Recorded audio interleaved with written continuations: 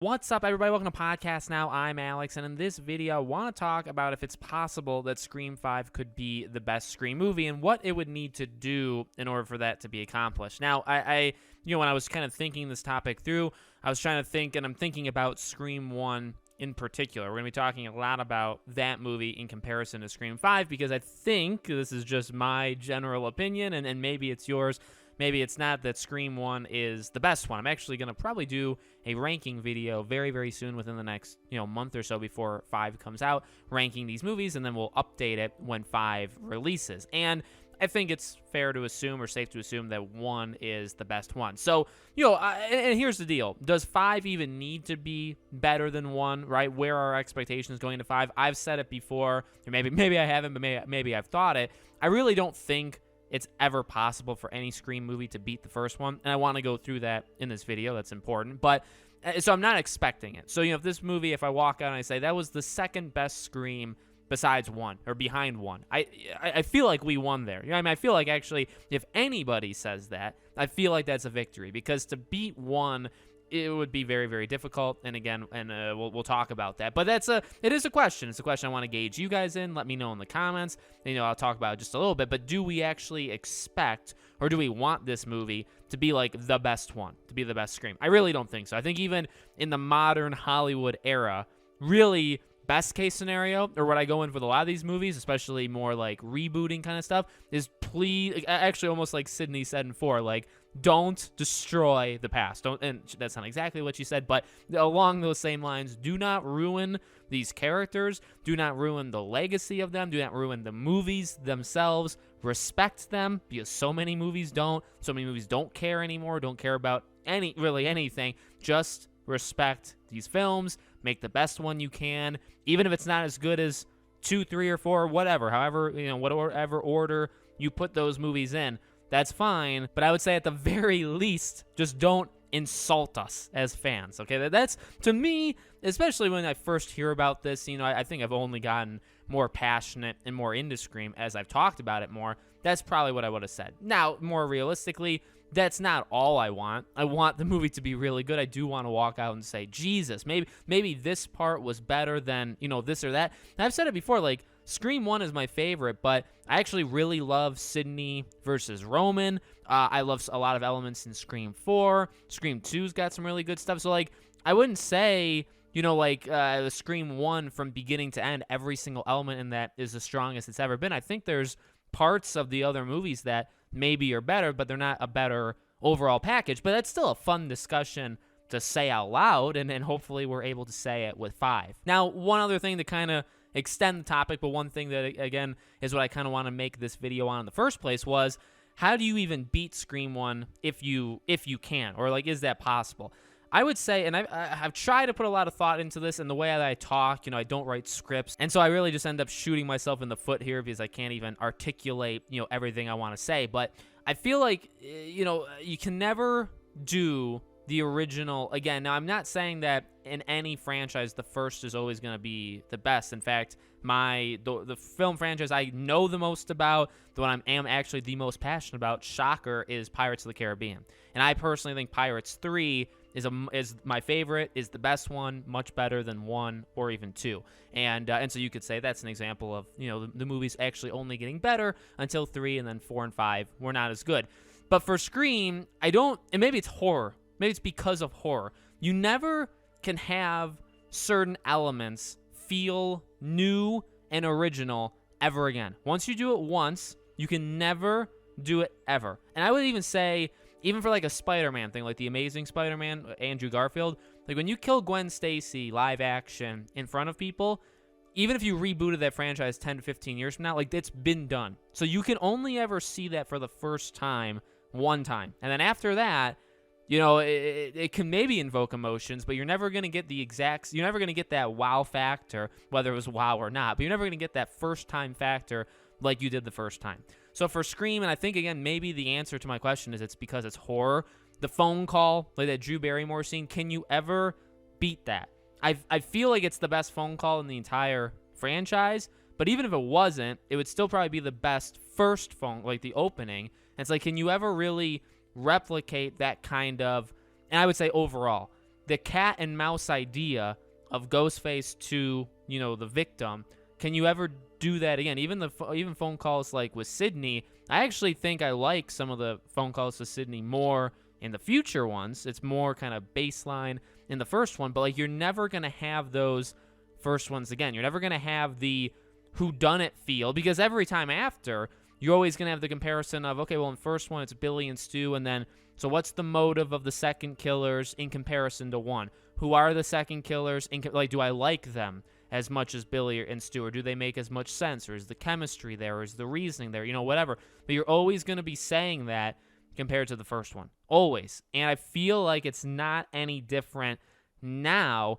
Also, a thing I was trying to figure out how to put into words, too, you know, Sidney, I think, is the best in one. And I think she's the best character in the entire franchise. I've talked about that. But that can never really be done again, especially with her, because after you introduce them once, you're just building on. And I don't know if you'll I do think there's better versions. Like the Sidney we get in 3, I do think is actually better, possibly, than the version we get in 1. Definitely more mature, or like a little older, also deeper, like a lot deeper. We get her less in it, and it's not the first time we see her. I also think it's just kind of like a genie in a bottle, or like a strike of lightning, right? Like that can only happen to you one time, where like everything works. That movie, like the chases work, the story works, the killer's motives and the relationship to Sidney, introducing Sidney for the first time, having a character like Dewey, having a character like Gale. You could only do that once. And then once you do it, you either need to have new characters be added to the franchise, and maybe that's also not necessarily like a nostalgia thing, but I think that's just maybe it's, I don't know if there's like a scientific word for like the mindset, but like whenever you're going to introduce more characters in an established property, I don't know if they'll ever be able to beat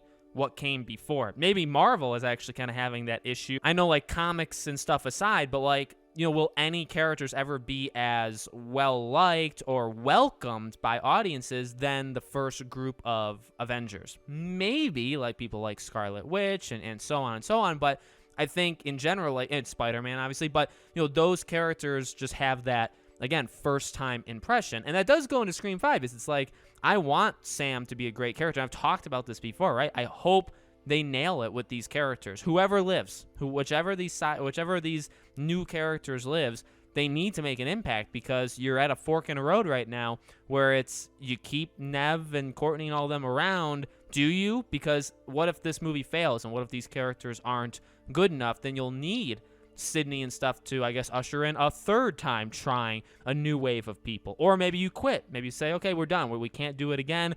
Like, it just has to live as it is, and we can never do better. We can't even come close. Maybe that happens. Maybe, again, the positive side is that it does happen, and, you know, Sam is a phenomenal character, and Tara, and we like them, and they grow into these characters, you know, over time, and they can continue on the franchise. Again, though, there's no way around it. You're always going to have that comparison to, like, Sam will always be compared to Sidney. And then if she carries these movies, say another 1 or 2 after 5, you know, you're always going to have that comparison there. So I just feel like everything in 1 was too perfect, even though it wasn't. That's actually even as I'm talking out loud, that's actually kind of what I'm realizing. Like, it wasn't all, again, like, there's elements in other movies that I do think are better, but all put together and seeing it for the first time, I don't think you can ever replicate that. And by the way, that's why I've said thousands of times, don't do 1 again in 5. I don't want to see 1